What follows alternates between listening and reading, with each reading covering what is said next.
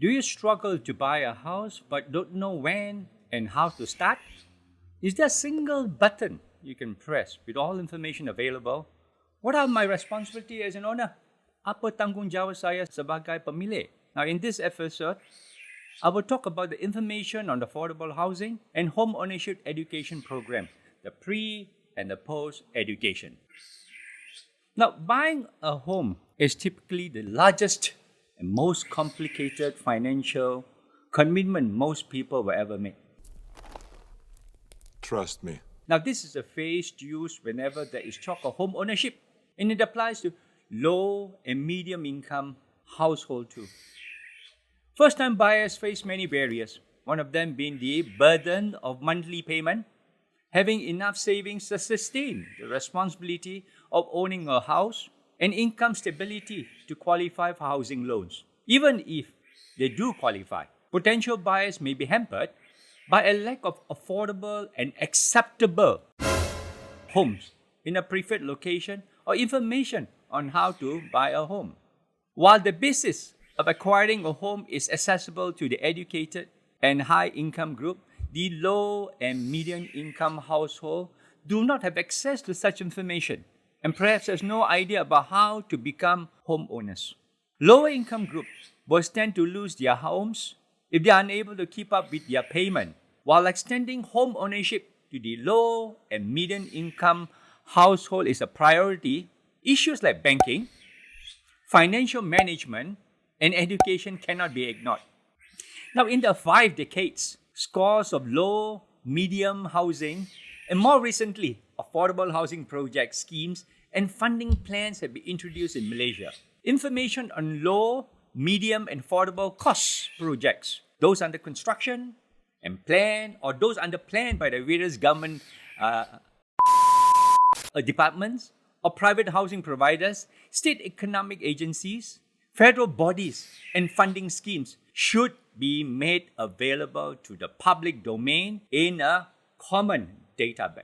This will allow individuals to learn about the availability of those low, medium, and affordable categories in their communities and financing options available. It seems that the local council and land office have their own respective directives from a state government to impose a mandatory low, medium, and affordable cost housing category. Have they been overzealous in carrying out the directives?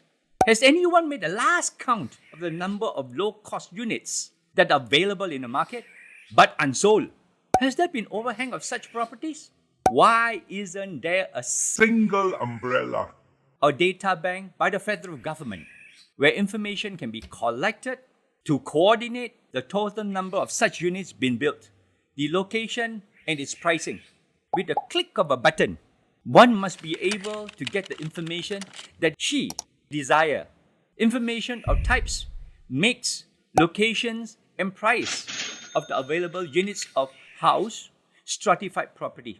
At HBA, we have an adage: they must build the right product at the right place with the right pricing and the right number. The government agencies cannot possibly build a luxurious condominium in a place where there is only demand for landed property or build houses in Timbuktu, where there's no population. Timbuktu means literally anywhere far away. Now, let's balance the risk. Buying and owning a house is a riskier proposition for a household compared with renting. Buyers take an enormous debt, sign multi-year loan agreements, and become responsible for homeowners' costs of their homes.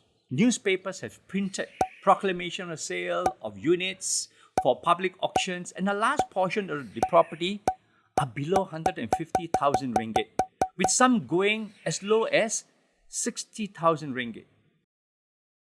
Banks have also uploaded cases of foreclosure properties on their website. Now, low and medium cost units are being auctioned off for half or more than half of the price they were sold. It's an alarming trend. Unfortunately, there are no official statistics on how many low and income earners who have lost their homes or not being able to finance their purchase promptly. Where do this home buyer and the family end up living? Now, foreclosure can devastate a family economic and social standing, leaving them poorer instead. Making sure lower income household has sufficient personal financial management skill is more than a supplementary issue. Financier, local authorities, and the community benefits from homeowners being better informed of their rights and responsibility as homeowners and borrowers. Support for potential home buyers and owners is crucial. Now, Bank Negara has since April 2006 set up a Credit Counseling and Debt Management Agency, Counseling dan Pengurusan Kredit. They call it AKPK in short, to provide counseling and debt management to individuals, as well as financial education to help individuals take control of their financial situation. We recommend that a similar program, called it Home Ownership Education Programs, to be set up to raise overall financial literacy as a method to prepare low, medium, and affordable income households take on the responsibility of owning a home, so that the hard task of ensuring a home for everyone be maintained and house owner do not end up being squatter again. Now, this home ownership education can be in the form of a manual to be handed out, advice and information given out by telephone, workshop, FAQs in websites, or face-to-face counseling. Now, these services should ideally be provided before a potential buyer signs a sale and purchase contract. Counseling should be provided to help households maintain their homes or to manage their finances. It is not enough just to provide homes for the low and medium income group who are also first-time buyers on the many aspects of home ownership. The success of any public housing program can only be achieved by assisting the low and medium group to acquire and remain as homeowners. Hence, we recommend that potential buyers to be trained to take responsibility of ownership.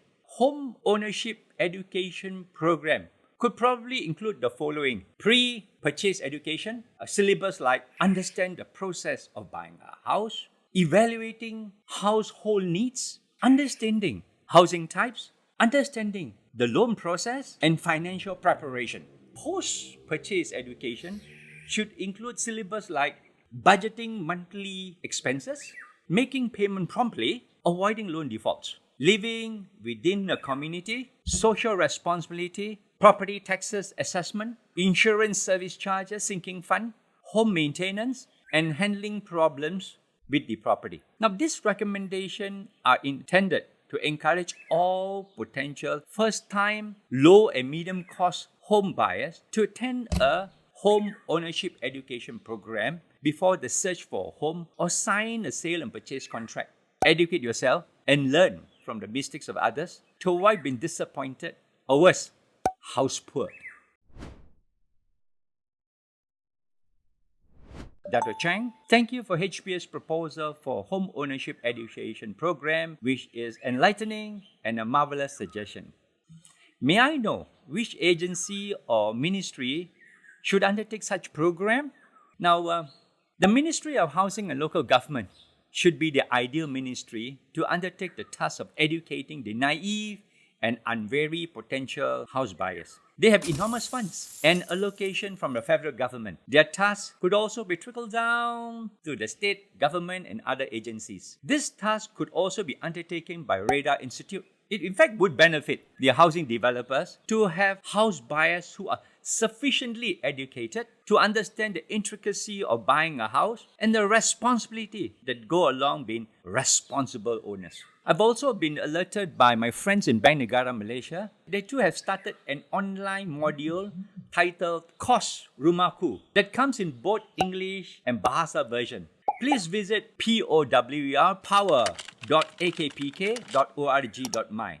Now, this Rumahku is an online module designed to help potential first-time home buyers make prudent and smart financial decisions. The course caters to all Malaysians home buyers, especially who qualify for Bank Negara Malaysia's Fund for Affordable Home. Nah, kursus ini sesuai untuk semua pembeli rumah di Malaysia, terutamanya mereka yang layak menerima dana rumah mampu milik Bank Negara Malaysia dan juga pembeli rumah pertama yang ingin mempelajari selok-belok permohonan pinjaman perumahan dan membuat keputusan kewangan yang bijak.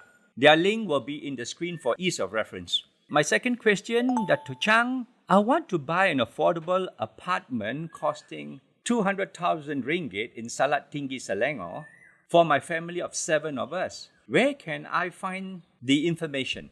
The information that you seek can be obtained from the portal of Lembaga Perumahan dan Hartanah Selangor, LPHS, at www.lphs.selangor.gov.my. You could check with them on the total size of the apartment as well as seek out whether there are 3 rooms or 3 plus 1 room. Also check with them whether the basic amenities are available before you decide to sign the dotted lines in the purchase contract. That's what HBS proposed, a single umbrella. A single umbrella with all information available rather than serving all the government and state agencies' website. It's like looking for a needle in a haystack or searching for a earring at the park. Thank you for your excellent questions. My next talk will be on strata title. Why strata titles are important for owners of stratified properties and as proof of ownership. See you in the next episode. Cheers.